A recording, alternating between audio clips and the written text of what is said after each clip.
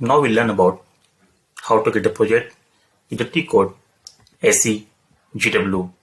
So before creating any project, it is better first we have some understanding of the business requirement for which we are going to create the OData service. So here I am considering a simple scenario. I have a custom table ZOVBAK. If you don't have any custom table, you can also create the table with similar structure for the practice. So we have a table ZOVBAK with some data.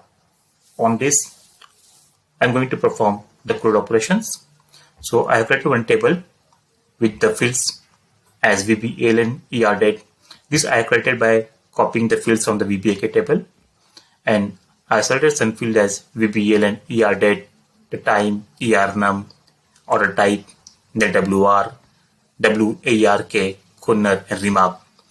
So you also create a similar table in the system, or you can use your existing custom table for practice.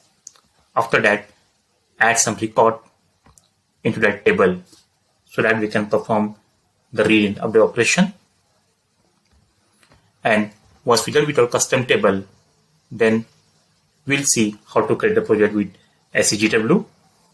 So here I have this custom table. You can see here,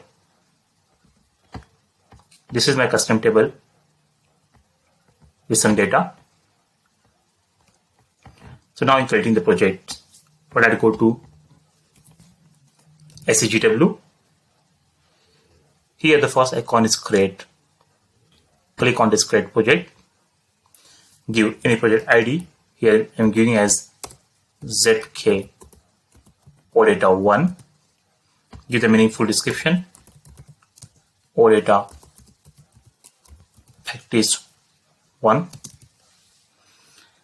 You can use the package here if you want to transfer this to the next system. Here as I'm doing the practice, so I'm going with a local object.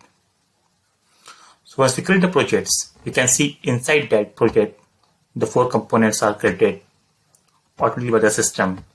There is a data model, service implementation, runtime artifacts, and service maintenance, which I have explained in the theoretical session.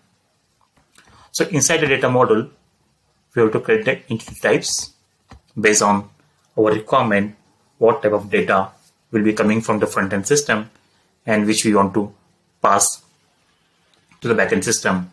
So this is about to create the project.